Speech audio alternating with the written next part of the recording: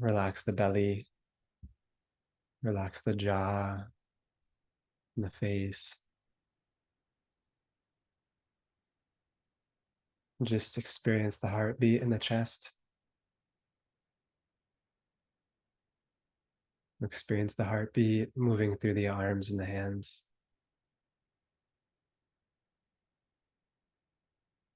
And experience the heartbeat moving through the legs and the feet.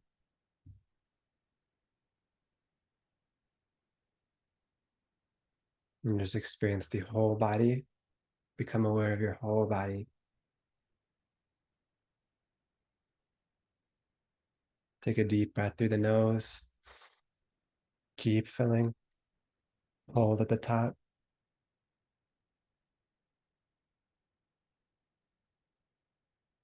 Slowly let go. Squeeze all the air out. Deep inhale. Hold when you're full.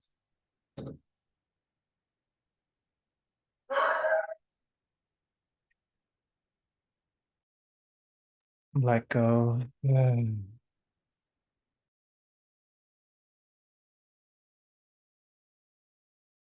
One last time, deep inhale. And let a sigh out of the mouth. Can join our palms together to say a little prayer, little Mangala Charanam. Om Jnanatirandasya Gyananjana Shalakaya Chakshurun Militam Yena Tasmai Shri Gurave Namaha. Jai Shri Krishna Chaitanya Prabhu Nityananda Shri Advaita Gadadhar Shiva Sadi Gaura Bhaktavrinda. Hare Krishna, Hare Krishna, Krishna Krishna, Hare Hare, Hare Rama, Hare Rama, Rama Rama, Hare Hare. Just honoring our gurus, our teachers. May we be proper receptacles for their knowledge and for their wisdom and for their grace and their kindness. And may we not just be leaky buckets that take in their mercy and waste it on the floor. And let us spread that to as many people as possible.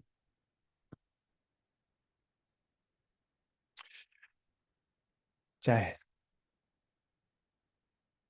Okay, so welcome everyone. Great to see you all. Divya, wonderful to see you again. Claire, welcome back from your 5-year journey to India and Thailand and wherever else you went. We have no idea. And lovely to see you and Andrea.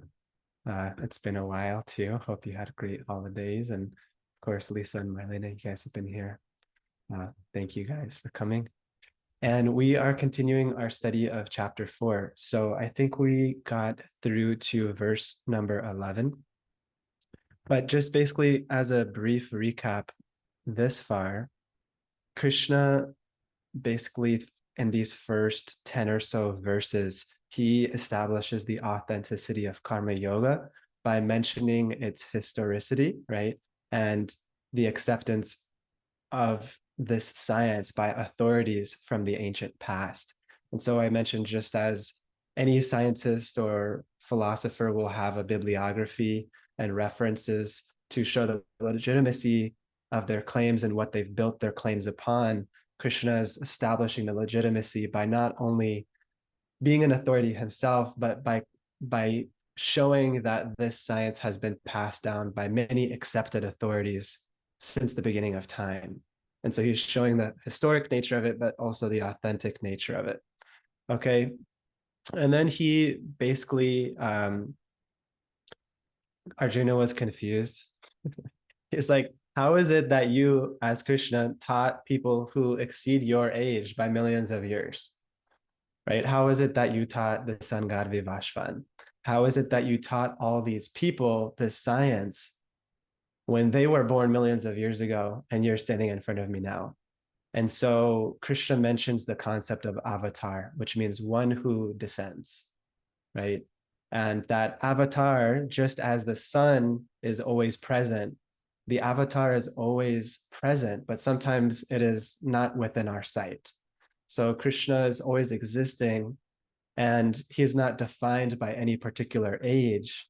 He is Navayovanam cha, means just ever youthful, right? He's always looking youthful, like a 14-year-old boy. Um, but he is an avatar, meaning he comes down and he descends in his original form, but he's not defined by any sort of age of this world. Okay, so Krishna kind of breaks that down, which in itself is a little mind-blowing, like it's hard to comprehend. And then Krishna just basically speaks about himself and his own appearance and why he appears. Okay, so that's verses 5, verse 6. When does he appear? Well, when Dharma starts to disintegrate, when people take the principles of spirituality that are authentic and genuine, and they begin to spit on them, and they begin to twist them for their own selfish whims, as we see has been done forever. And Krishna knows that this will happen forever because it's the material world, the place where we want to turn away from God so that we can try to be God himself and usurp God's position on the throne. And we're all failing miserably at it. Okay. Even the Jeff Bezos and whatever, there's still such a high rate of depression. And sometimes it takes people getting it all to realize that it's all still meaningless. But then what do you have? Then it's really depressing, right? Because you're thinking, at least when I get this, then I'll be happy. And then you get it. You're like, damn, I'm still not happy. Then you're like, okay, maybe it's something else. Maybe I need more, or maybe it needs to be in this flavor or this fashion. And we get more. It's still not satisfying, right? Because happiness is, as we mentioned in previous chapters, happiness is not in the thing, it's in the consciousness, right? So happiness cannot actually ever be extracted from any external object because happiness originates in consciousness, and consciousness is always something that we can become connoisseurs of. That is what it means to be a spiritualist, is you become a connoisseur of relishing one's own consciousness, which is nice. Although we're so easily swindled by cheap things and we're like misers, we save up our pennies to just get little trinkets like a grandma at a garage sale, right? And we're in this world to just buy little trinkets and to be allured by flashy things. And so Krishna says, hey, I appear when there's this breakdown of Dharma, when there's this breakdown of spirituality. Why do I do so? Well, to reestablish Dharma, right? To help those who are devoted to me and to eliminate those qualities within people that are turned away from me, that are turned away from truth, right? To destroy those kind of demonic, not demonic in like a weird Christian way, but demonic meaning like that which is just destructive for one's own self and for everyone, right? Just ignorant. To destroy those qualities that are within our hearts. And I mentioned that in previous yugas, we hear about in the Mahabharata and all these different texts, how there were opposing forces of the devatas, of like the demigods, right? Like Shiva and Ganesh and all these people we hear of, and then the demons, the asuras, those who are turned away, those who are yogic, right? But they're using their yogic potency turned away from divinity. And we all have that potentiality, right? One can harness material energy towards a bad goal and destroy, and harness empowerment towards a bad goal. And yoga sciences can be used for that. And we see all the Oshos, gurus that came, got some mystic potency, did some miracles, and they convinced people to kill other people for them and do all sorts of other stuff. And we still see those people getting quoted on Instagram, their cute little quotes. Osho said this and that, but they literally got people to murder other people, right? You can watch the whole documentary on it, Netflix, Wild Wild West. It's like a whole thing on Osho. So he says to destroy those kind of demonic principles that are within us in this yuga. The asuras and the devatas are in our own heart in this yuga. They are no longer fighting without, they are fighting within. And so don't you guys feel that? Like sometimes like your lower nature is just always trying to gain dominance. And then sometimes you're like angelic self, like wins. And you're like, oh, look at me. I'm like spiritual, I'm like doing pretty good. I'm looking pretty dharmic. I'm like Lord Ram. I'm like Sita. You're just like feeling yourself a little bit. Like you didn't flex on the Ben and Jerry's at midnight, and you're like, look at me, I'm almost enlightened, and then sometimes it obviously our lust and kama wins and destroys us, brings us downward. And then what else does Krishna say? Yeah, so Krishna speaks a little bit about moksha, about liberation, and that we should understand Krishna in truth. And so this is the last point I covered in our previous class, that the stories of the Vedas are not meant to be understood as mythologies to just get moral points from. They're meant to be understood and cognized as a reality. Okay? They're meant to be cognized as reality, which is how all these Vedic sciences are born. Yoga is not meant to just simply manipulate the external and feel good, but rather create favorable conditions so one can cognize truth as it is, right? I once heard truth does not come from India. Truth arises from sattva, right? Which means when your consciousness is in a pure state of mind, truth is cognized, which is why in every culture there is truth, because everywhere around the world there will be sattvic people. And those sattvic people will perceive truth, and they will come to the same conclusions about reality because it is truth. And it is everlasting as a fabric that's always cognizable and available. And so Krishna is saying, like, the Vedas are not just some book to be read to have some cute Instagram post, right? Or to say, yes, I should give to the poor and just be a moral guy and, be righteous. That is good.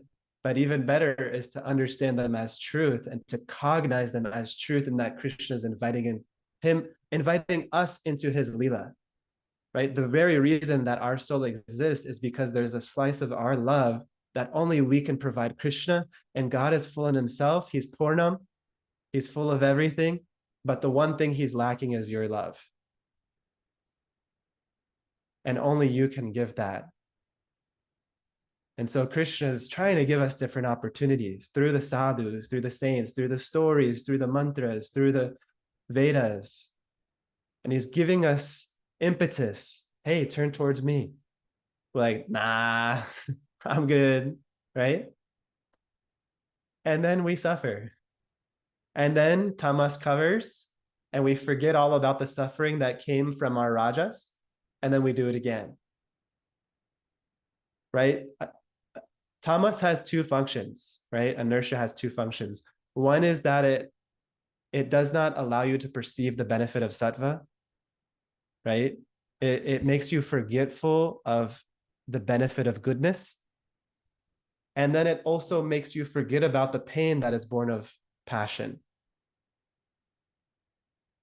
And so you're neither attracted towards goodness and truth, and you are neither able to remember the suffering that was born of passion.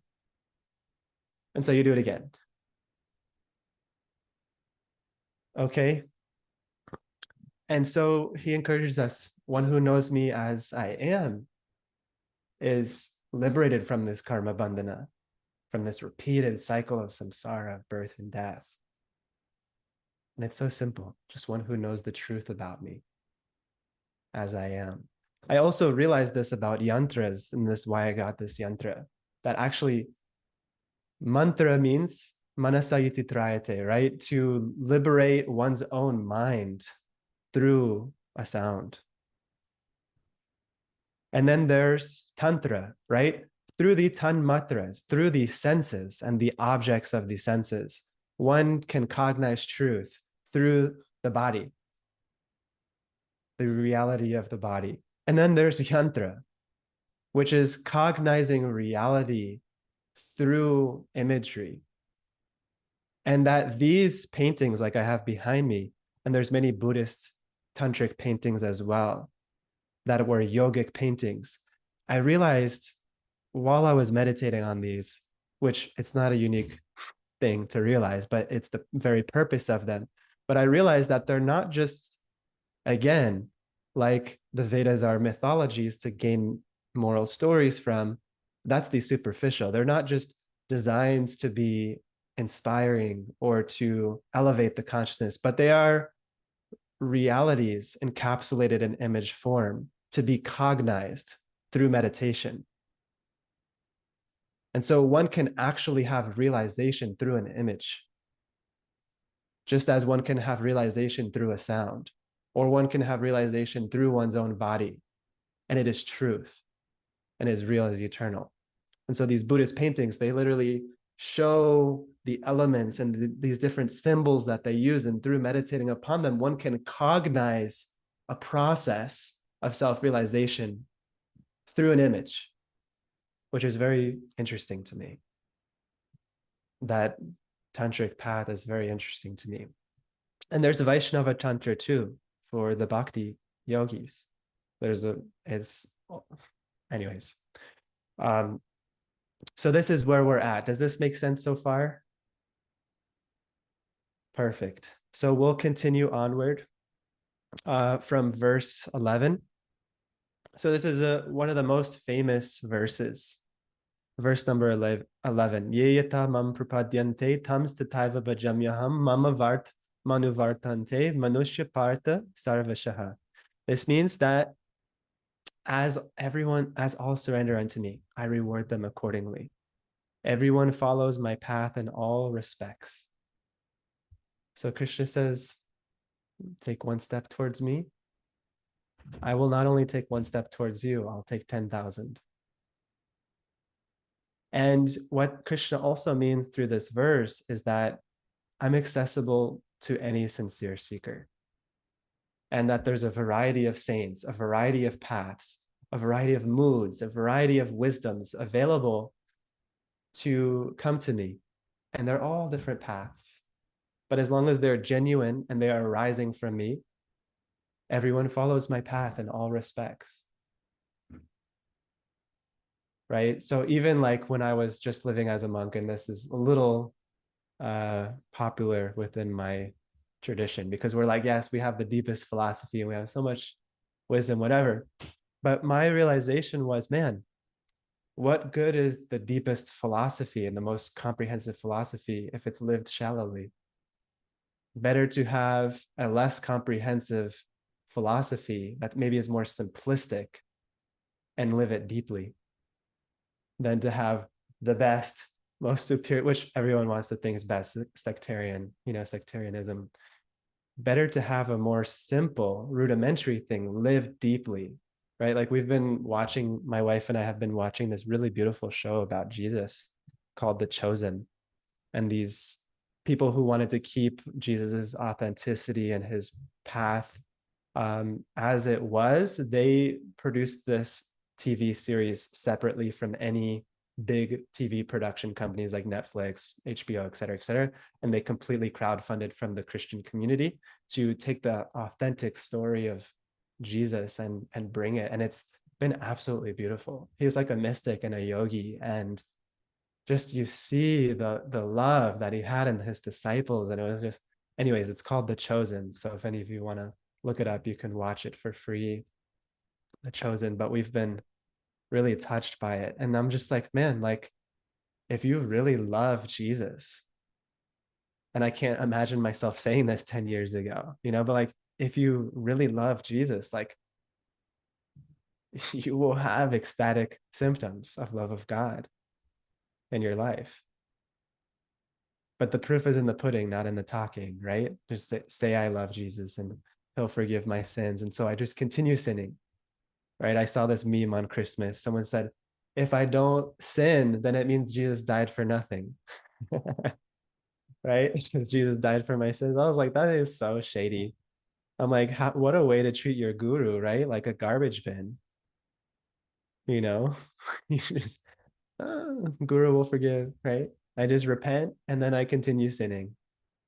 That is a nonsense philosophy. That is a rascal philosophy. Just use your guru as a garbage can. Um, okay, so verse number 12. Krishna says, men in this world desire success and fruitive activities, and therefore they worship the demigods. Quickly, of course, men get results from fruitive work in this world. So this is not like super relevant now. Maybe in India, it's still very prevalent, worshiping the demigods for material results. Like I even saw during the like 2 elections ago, they made like a demigod version of Donald Trump, and they were all offering puja and worship to him and had something there for, oh, there's also in one temple in India, it's called like Visa Balaji or something. I don't know, maybe different. But there's like one deity in India that you go to when you want to get your visa to America. And so you just approach and you pray to this Morti or this deity. You say yes. And it's like a high success rate apparently for this deity to get your visa to America. So everyone wants to go to America and get their visa, whatever. But Krishna is saying, if you want if you want to get what you want, go to the demigods. Now, if you want to receive what you need, worship Krishna. That's why many people avoid Krishna. That Krishna is tricky. He'll steal everything you have, and then and then you'll be desolate and you'll be forced to be so spiritual and devotional. And he's rascal. He's stealing butter. He's always stealing and lying, and he's crooked. Like we call him Bunky Bihari because he's crooked. He's bent in 3 places. His hips are bent, and he's a crooked guy. And they see he's doing all sorts of like not dharmic things. He's stealing things and he's lying and he's cheating. But of course, this is all his lila and he's God. So anything he does is absolute truth. But Krishna is saying here, if you just want materiality, worship the demigods, right? Worship Shiva, worship Ganesh, right? Another name for Shiva is Asutosh, one who's easily angered, but who's also easily pleased, right? So you wanna get easy results. You want to get a good wife.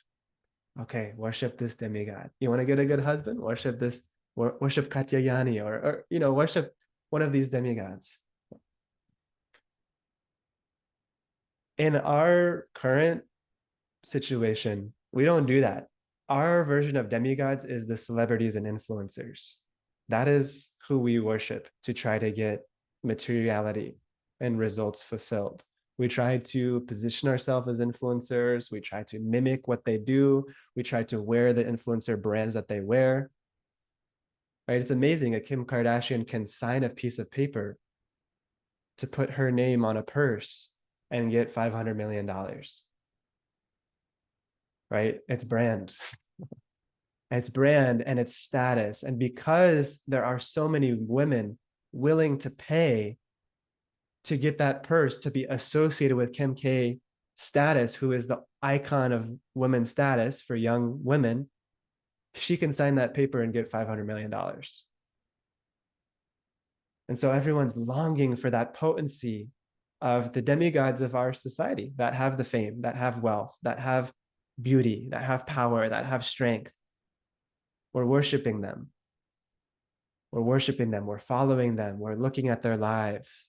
We're remembering their stories about their lives, like pastimes of their lives. We have magazines and books and all of our sutras about them and our shastras about them. And we spend our time talking about them. So Krishna says, yeah, people who are materialistic, they will worship these people and they will worship demigods. okay, to try to get quick results. Now, verse number 13, according to the three modes of material nature, right, the gunas, and the work associated with them, the four divisions of human society are created by me. And although I am the creator of the system, you should know that I am yet the non-doer, being unchangeable. Okay. And so Krishna is again mentioning this whole Varna ashram system, right? Um, which we've spoken about in depth in previous classes, so I'm not going to touch on it, but the four different Varna, which just literally means colors. So how our psychophysiology is colored, which makes us suitable for a particular type of work. Okay, so maybe our psychophysiology is colored in a way that just makes us want to do physical labor, right? We're fine being gardeners, plumbers, construction workers, whatever it is, right? Cooks, chefs, etc. Or maybe it's business people, right? Numbers and strategies and whatever it is. Or maybe it's Kshatriya, which is more leader, warrior energy, right? Managers, administrators, or maybe it's more Brahmana, right? The intellectual priestly class of people. So Krishna is saying that according to these gunas and the work associated with them, these varnas are created by me, right? So it's simply a mixture of gunas, simply a mixture of the gunas of your parents, really, right? In Ayurveda, that's what we understand. There's different factors that create our constitution, but it's largely dependent upon the constitution of our mother and father. And so that's why people kept in one sense, just as we breed dogs, humans bred humans in the past. That is what this Varna ashram system was about. And so we're like, oh my God, like that is so wrong. Like we do it everywhere. Every product you buy is bred, a particular variety or lineage of genetics and purity. Your broccoli, your tomatoes, your Australian Shepherd dog, everything is grown in a lineage. And we don't complain about it there. But when humans do it, because we don't have this understanding of people's nature and how things mix, and because Kali Yuga has mixed people's nature so much, it becomes hard to understand even what one's own nature is. But those delineations used to be more clear, and it wasn't a disrespectful thing or a derogatory thing or a disempowering thing. It was actually an empowering thing to have these varnas and to breed within one's own varna. Why? Well, one needs, let me see if I can remember. One of my gurus, he says, you need four things to be kind of happy, situated in your life. One is the place you live, who you will marry, right? What your work will be, and who your guru will be, like who your teacher will be. And if you have those four things, that's like the foundation of a happy life. Where's my place? Like, where's my community? Who is my partner to help me in this life? What is my work and my duty in this world? And then who is my guru or my spiritual guide to help me elevate myself? And we see that, and it's like, we see that Varna ashram system, at least when I first learned about it, as sort of primitive. But the thing is, if you were born into it, you already had all four of those figured out for you when you were born. Where you live? It's simple. The village you were born. What is your work? It's simple. What your parents did.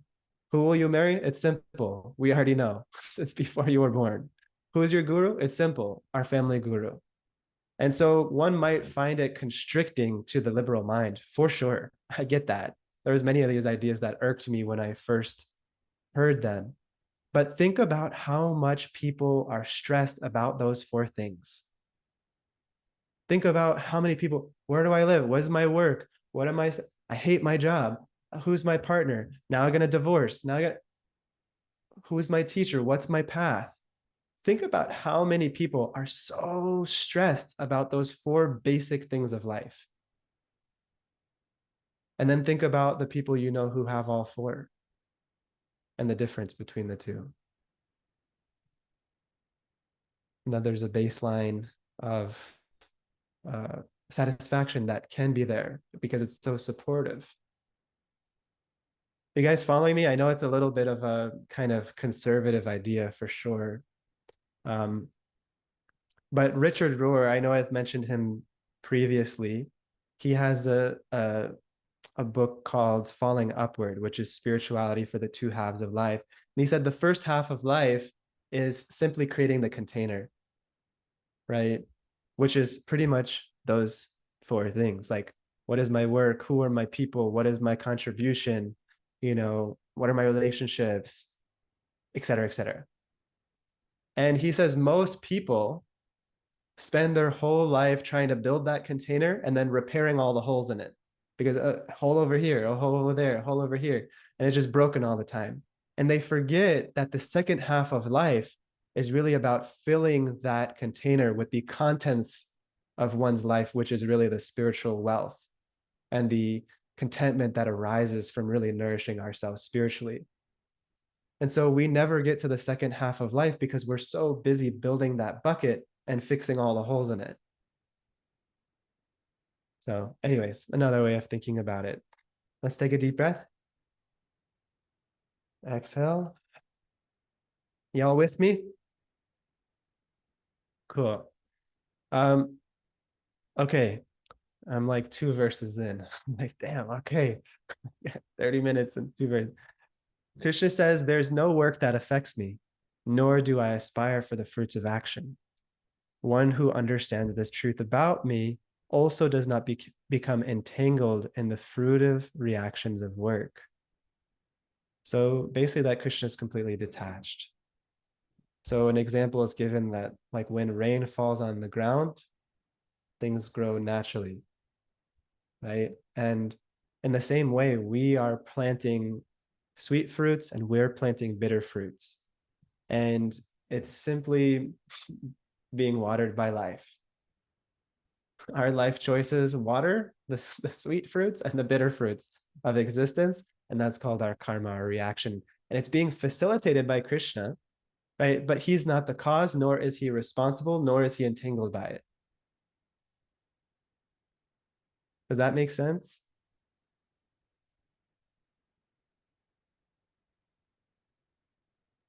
So just as like one who creates a law, right? Like an official of the state, he is not entangled when you break it, nor is he responsible for you breaking it. So in the same way, Krishna has created these laws of karma and he is not affected by them. He is transcendental to those laws of material nature. And as long as one is in material consciousness to some extent, one will be bound by the laws of karma. And he has no invested desires, which means that Krishna is actually quite neutral. He doesn't want to see you fail. And anyone who approaches him, he becomes favorable.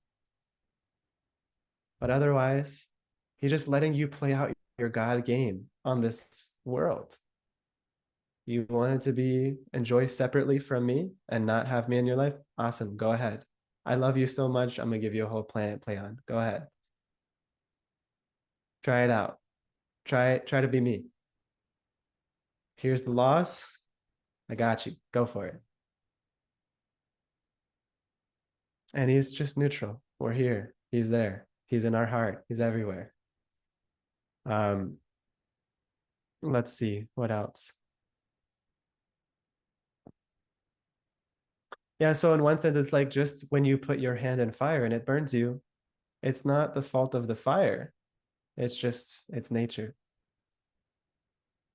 So in the same way where we cannot blame anything else for our experiences, for our karmas and for the bitter and sweet fruits that we're experiencing. Okay. So this next section, like let's see, 15, 16, 17, it's Arjuna basically getting clarity on how can one do action without any reaction, or do no action and get a reaction. He's like confused about this concept of action. What is action? What is inaction? What gets a reaction? What doesn't get a reaction? Right? And Krishna says, yeah, it's hard for people to understand. Even the brahmanas, the learned people, they don't understand. Um, and he says, but you need to know this science. Okay, so that's this next three verses. I'll read them together. All the liberated souls in ancient times acted with this understanding of my transcendental nature. Therefore, you should perform your duty following in their footsteps. Even the intelligent are bewildered in determining what is action and what is inaction. Now I shall explain to you what action is, knowing which you shall be liberated from all misfortune. The intricacies of action are very hard to understand. Therefore, one should know properly what action is, what forbidden action is, and what inaction is. Okay, so a little technical. It's when I first heard this stuff. Anyways, it gets more confusing in a second. Don't worry. Um, Krishna is saying like all the previous people, like Vivashvan, Ikshvaku, Manu, all the people he mentioned in like the first few verses, all the acharyas, all the previous teachers acted in this world with full knowledge. Okay. And these enlightened people were not obliged to work, but they did so to set an example and to benefit everyone in the world. And so Krishna is basically saying, if you're not enlightened, try to try to emulate those who are. Try to move through the world in their footsteps. Okay, try to see the mood and the lens through which they move through the world so that you can move through it in the same way.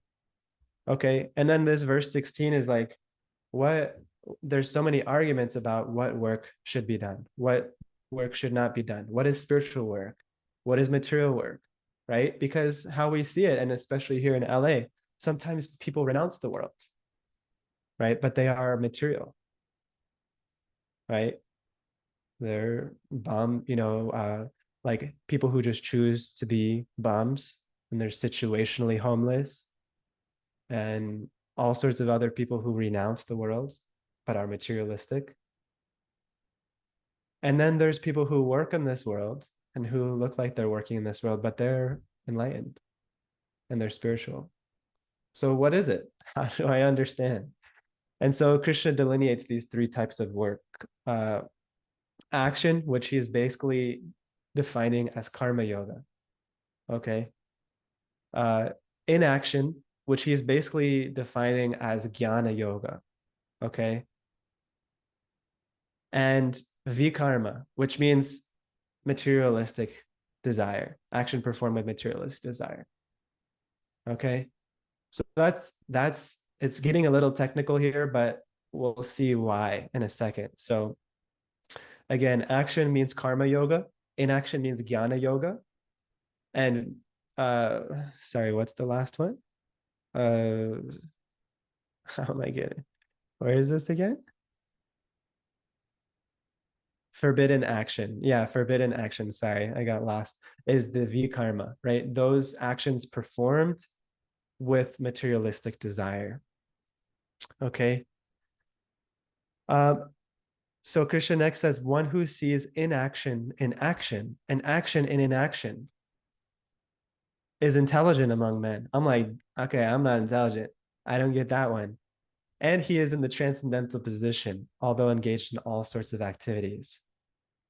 Okay. So we're going to have to decode this a little bit.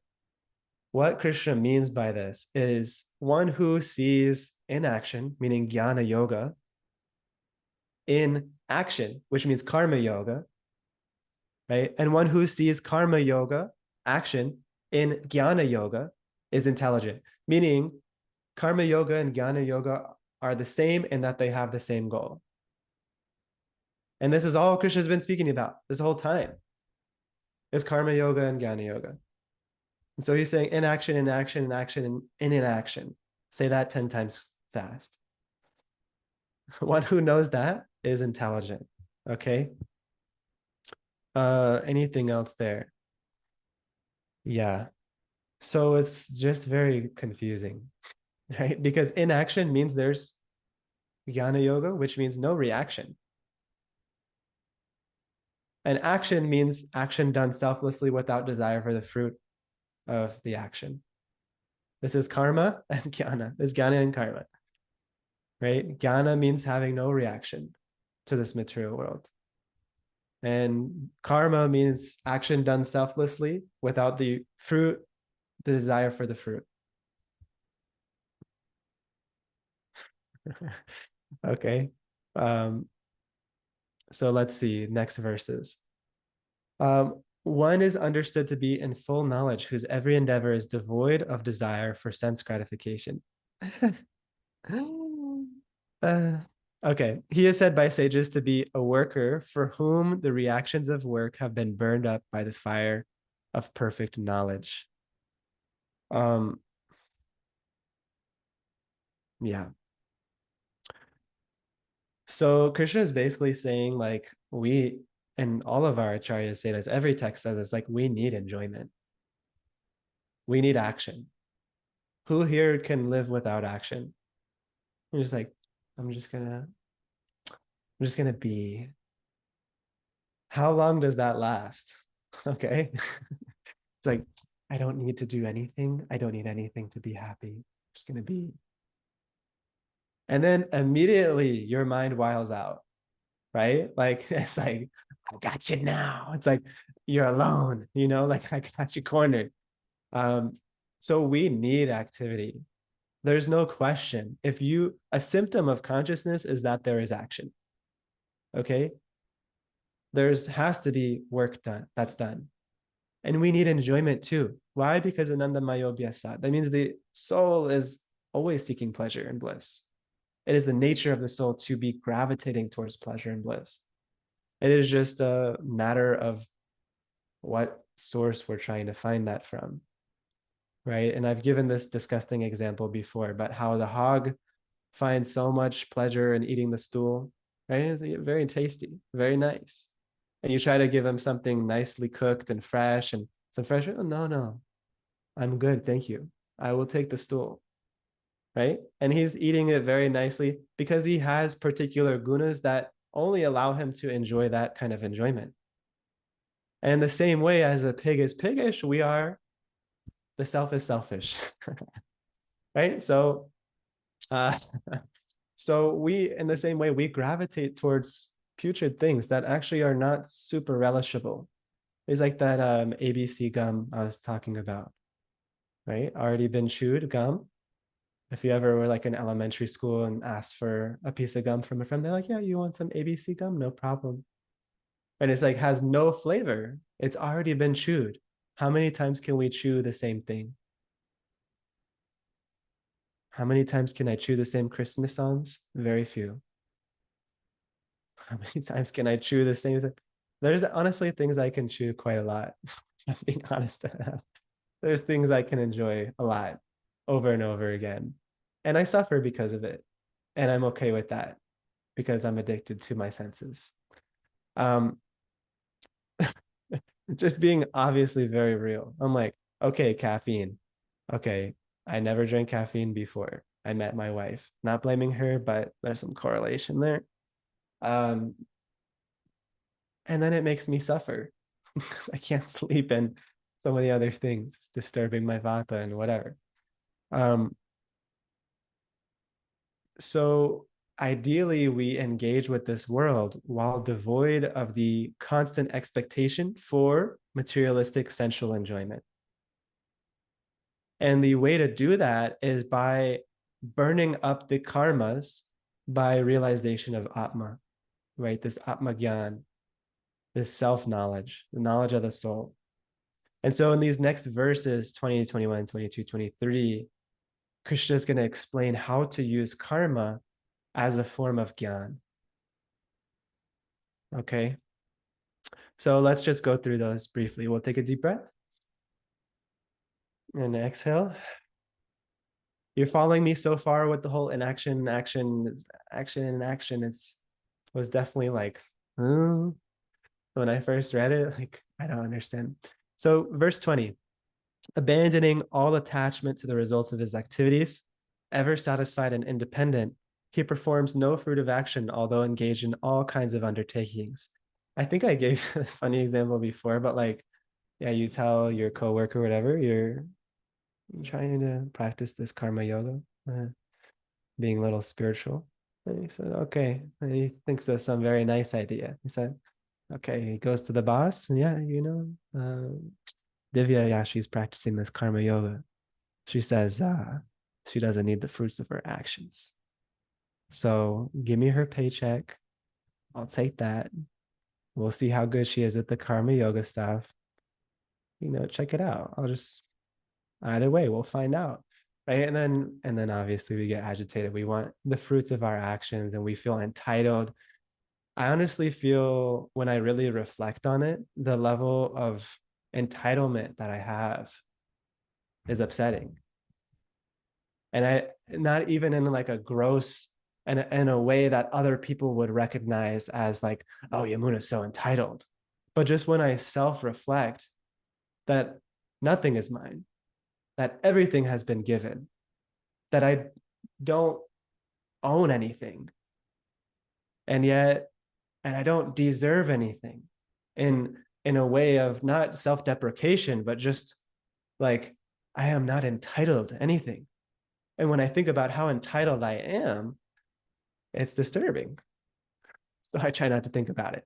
And I go back to, eating ice cream and whatever. But I think we should have a little bit, I think I should have a little bit more of that reflection because then I'm seeing how the divine hand of God is in my life so much every moment. And every moment becomes that much sweeter. And I become that connoisseur of consciousness who can relish every moment because I'm actually aware of reality. And the reality is, I am not entitled to anything. And so then everything becomes divine. Everything becomes the hand of God. Every simple moment, right? Like the Native Americans, they pray for the sun to come up every day. Where's nice sunrise, selfie, right? We don't pray like, I pray that the sun comes up. I pray that the rains come. I pray that there's food on this table today. It's like, go to Whole Foods, like just whatever. And because of the commodified thing, we become even just so distant from the natural rhythms of nature's grace. I don't know what it's like. I don't know what it's like to just depend on the land. I have no idea. Anybody here genuinely have that experience at some point in your life? Being totally right? None of us, right? So we like to pride ourselves being independent, but there's not really much strength there, to be honest. Real strength is understanding our full dependence. And then you get a little humble and you become a little grateful. We have Independence Day. I'm like, what about Dependence Day? That is every day. Okay, you could try for one day. Get back to me. Independent. All right, go hunt your own stuff. Go grow your own food today. Go be independent.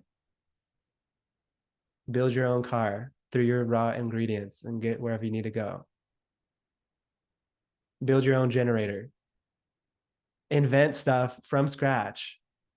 No, you are dependent on everyone's work and you are resting on the shoulders of giants and you think yourself big. I think myself big. Look at me. I'm just talking all this nonsense, talking like I'm big. And I'm just resting on the shoulders of giants. And I pray that I don't disrespect that and that I be a little humble and a little grateful about it. And that I don't try to reinvent myself and become a self-made man. Just I'm made by everyone. As if there were no ideas for millions of years better than mine. And I need to be a self-made. So egotistical, the whole self-made thing. 21.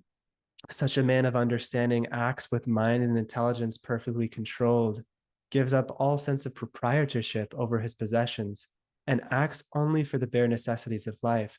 Thus working, he is not affected by sinful reactions or his karma bandhana. So that proprietorship, it does not mean that one cannot have nice things. It's just that the sense of mine should not be there. There's my things, my wife, my house, my stuff, my money. You can have nice things, but they are not yours. Um, he who is satisfied with gain, which comes of its own accord, who is free from duality and does not envy, who is steady in both success and failure, is never entangled, although performing actions. So you can make like a checklist of this verse 20, 21, 22, and just be depressed. At least I would. I'm like, abandoning all attachment to the results of his activities. I'm like, no. Ever satisfied and independent? Nope. Performs no fruitive action? Nope. Engaged in all, although engaged in all sorts of such acts with mind and intelligence perfectly controlled? No. All gives up all sense of proprietorship over his possessions? Nope. Acts only for the bare necessity of life? Nope. Satisfied with gain which comes of his own accord? Nope. Free from duality? Nope. Does not envy? Nope. Who is steady in both success and failure? Nope. Never entangled? Nope. I'm like, damn, okay. I got, I'm like 0 for 23, you know? But it's, I think my goal for this year is not to read many things, but just to read one thing and actually live what it says. Because I am personally very entertained by new ideas and by intellectual progress. But how much am I living verse 20, 21, 22? I could just sit with one verse for the whole year, or I could read a trillion books and look at how much I know and whatever. Or I could just sit verse 20. I could sit with it my whole life. Imagine the depth that would come from sitting with one verse your whole life than by sitting with hundreds of books for just a moment.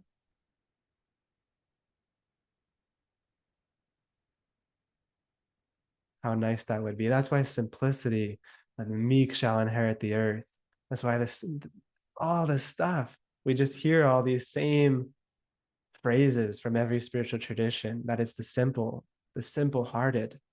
Why? Because just one thing that rules their life, one phrase, one thing, live deeply, instead of all my stuff I pat myself on the back for, all different ideas and whatever. So this is beautiful. We'll end here. Um, Satisfied with gain which comes of its own accord, who's free from duality and does not envy, steady in both success and failures, never entangled, although performing actions. Yeah.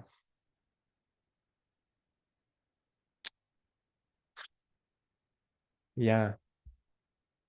It's interesting because one of my gurus, he says so many people chase these things that we think will be make us admirable.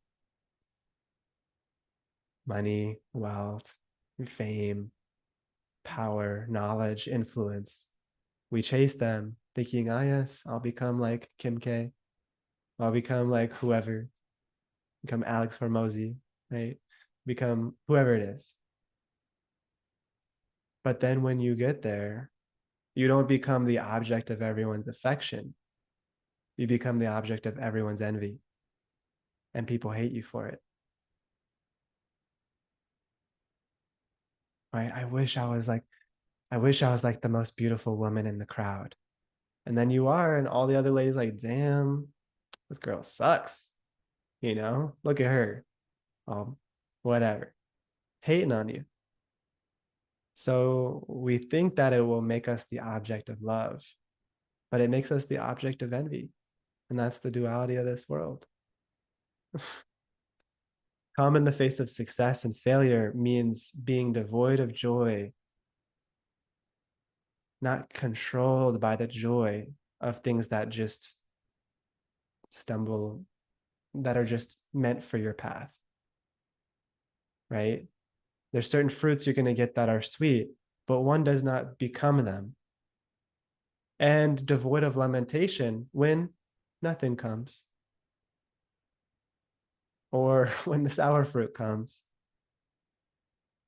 So just as, anyways, I'll end with this thought. Like just as, when one is absorbed, like in sports, right? Was anyone here like tragically upset about the World Cup outcome? Anyone? Not me. I wasn't either because I'm not that into it. But there are some people who are still lamenting because they associate that as their story, my country, my story, my player, my hero. And their hero lost, and their country lost. And my story is over. Our story is over. And it's depressing. But for us, we don't care that much. Cool. Whoever won, congratulations. And in the same way, the yogis had that feel about their own human existence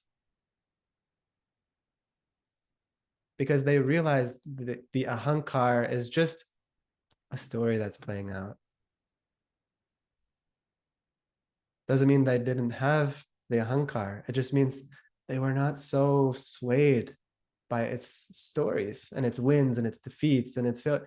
And when one can do that, one can achieve amazing things. So one may say, some person challenged my guru, how will one become successful if one's going to be spiritual? And he said, Arjuna is the most successful, the best archer, the most successful on the battlefield. One becomes the most successful because they have these character traits of basically being undefeatable by circumstance.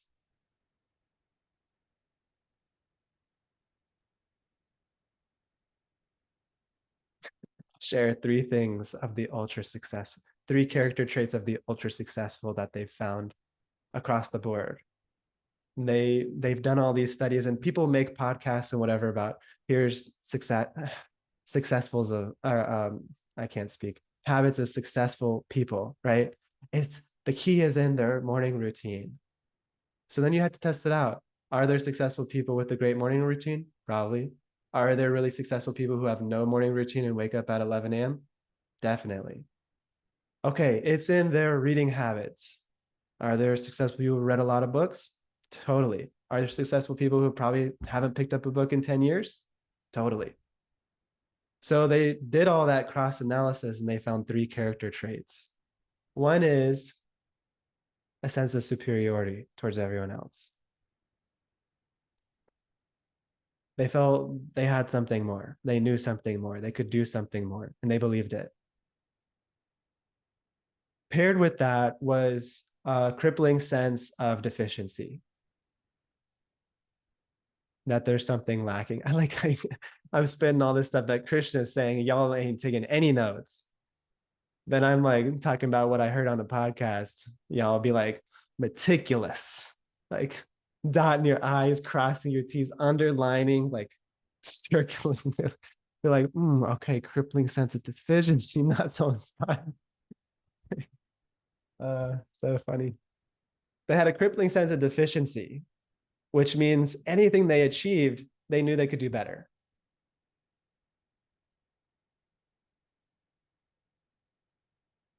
The second gold ring will make the first one feel better. The second championship ring will make the first one valid. The third one will make the second one valid. Got to keep going.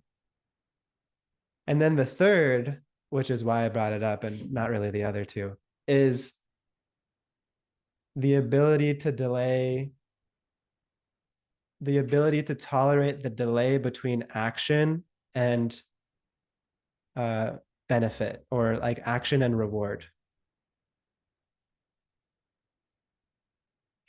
Like if you could work at something without being swayed by the result, for 10 years straight, what could you build? It's a yogic principle. That's why I brought it up, not the other two. But I can relate with all three, honestly. And I don't necessarily think the first one in like that I that I that I demoralize others, but rather that I elevate myself.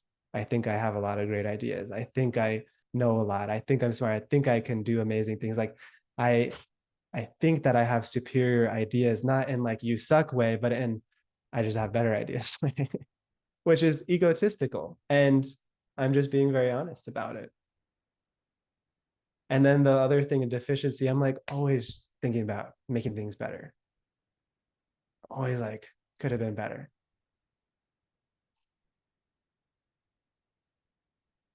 And then the third one, working on that. Only like yogic related one. Like, I don't know. I don't know about that. But there's a decent amount of it. I think anyone who's achieved any level of success has some of these three.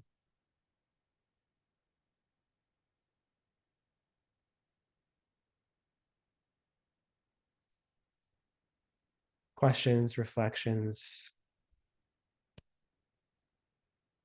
retweets.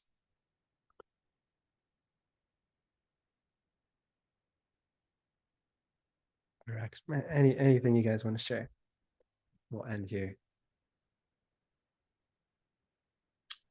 So I just had a thought when you were talking about just none of this is ours. Like we accumulate things, we invest in things, we buy things, we want things. And I find a lot of, and I, having just come from India and spending 2 months sort of away and reflecting and having a lot of solo time, I've been contemplating that a lot about my own life. And when I was in Rishikesh, I saw a statue that I'm looking at right now. It's on my desk that I fell in love with. It's a beautiful Saraswati statue. It's an artifact. It was recovered from a Tibetan temple. And I spent like stupid money on this thing. And I would never have done this ever in my life. And then I saw it and I was like, gotta have it.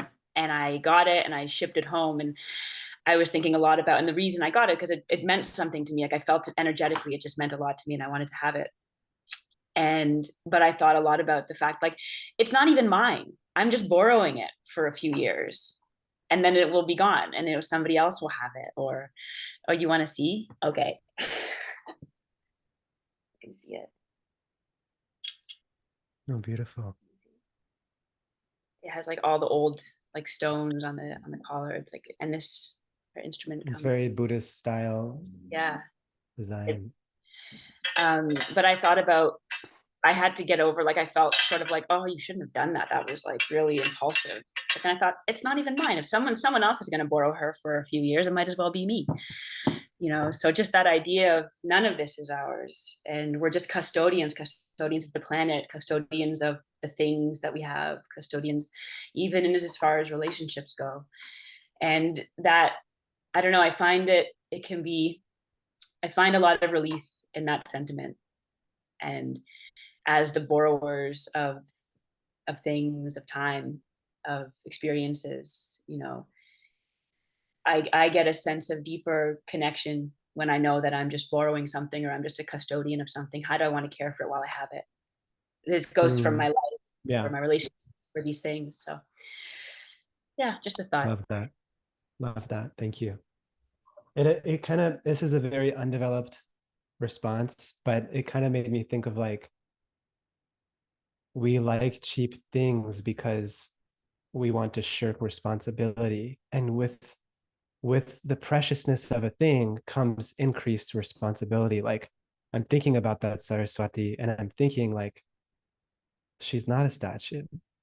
I'm thinking she's Devi and she's wants to be reciprocated with, and the extent to which she is loved and treated with devotion, she is Saraswati.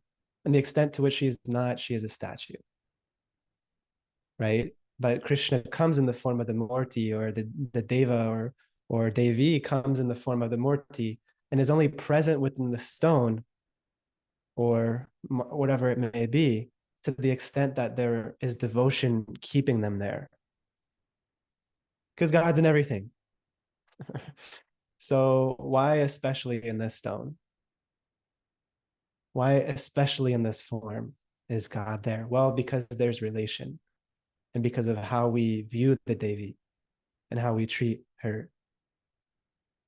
And to the yeah, anyways, I said it already, but yeah, it just kind of made me think like, wow, that's kind of, I guess, why people like cheap things, because there's no responsibility to cheap things Yep, I totally agree with that. versus like family heirlooms or divine objects or things with symbolic meaning or religious meaning. Or it's very interesting.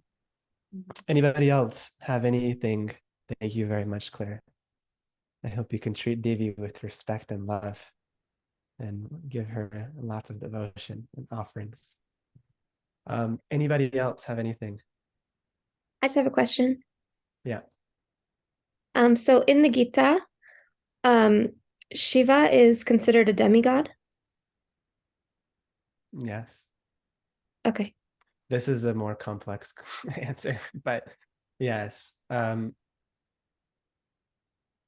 don't think I'll be able to give you a perfectly competent answer because it's actually quite a complex topic of Shiva Tattva.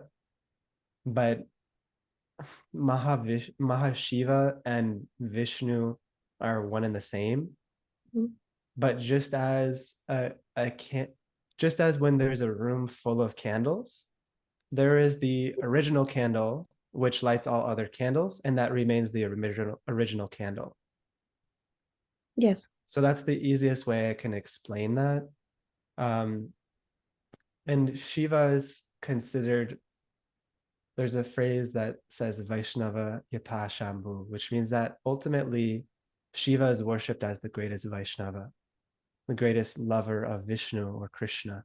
And so the bhaktas or the bhakti yogis, they relate with Shiva not for his mystic yogic potencies, but they relate to Shiva as the best Vaishnava.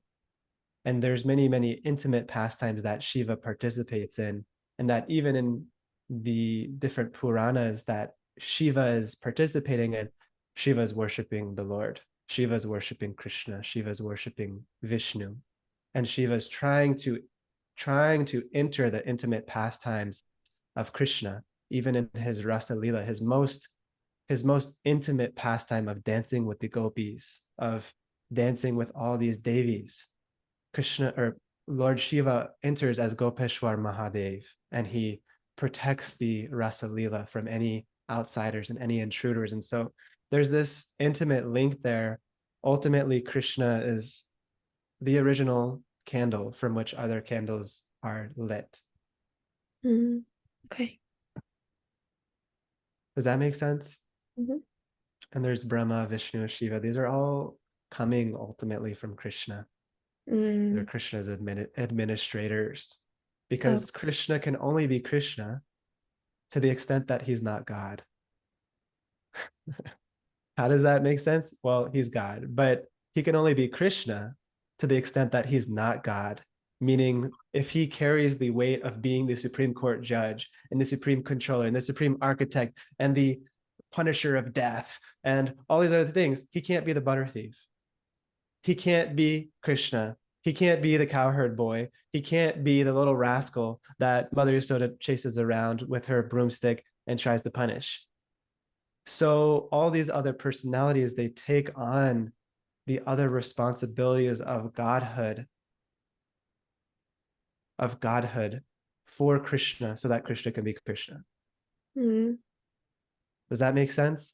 I mhm, know it's a bit esoteric, and we haven't so much even spoken about Krishna so much, mhm, because so far this section of the Gita is not focused on bhakti. It's mhm, focused on karma and jnana, which is not the rasa that the bhakti yogis are looking for, that we're relishing. Now we're getting into rasik stuff, just stuff that's juice for the soul. But mm, karma and jnana are ultimately bhakti, but not bhakti. Yeah. because just relishing the pleasure of the relationship with Krishna is not the main focus. Anyways, I tried my best. Did that make sense? Yes. Without going into a very technical thing that I'm not Yeah, qualified to really I talk can about. see how that could be a big topic. Just as the king has a viceroy, right? The king has a viceroy and the viceroy acts as the king, but the king's not the viceroy cannot sleep with the king's wife, but he acts as the king in potency and is as good as the king. He is received as the king, but he cannot sleep with the queen. And so in intimacy, in position, he is the king, but in intimacy, he's not the king. And so in the same way, in position, Vishnu's God, Shiva's God, etc. But in an intimacy, they can never be. Anyways, that's another one. Just trying here different angles. Thank you. Yeah, you're welcome. Anybody else question, point, or something you want to, something that you didn't like that I said or that confronted you? Anything's welcome.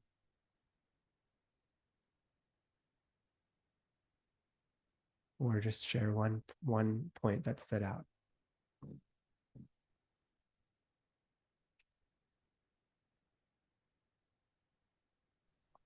Yamuna, I was so touched when when you shared that there's one slice of love that only we can provide.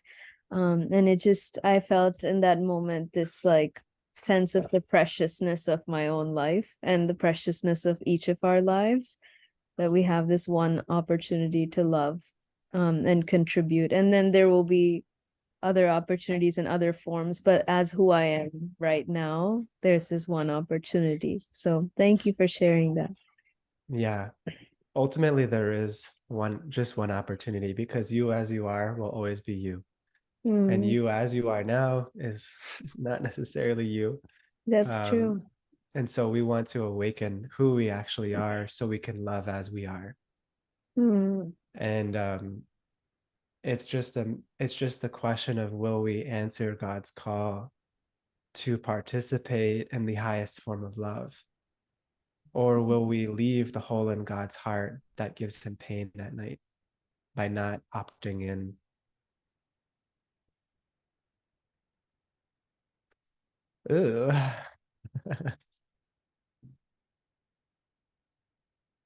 Yeah. Okay, well, I thought I was gonna bomb this one, but somehow something decent came out, and I'm grateful. I'm grateful. I'm like, man, just y'all's presence somehow elevates me because I didn't know what I was gonna say. Love you guys. Hope you have a beautiful week. Hariyam Tat Sat. Thank you so much. Thanks for your presence. It's greatly appreciated. Bye, everyone.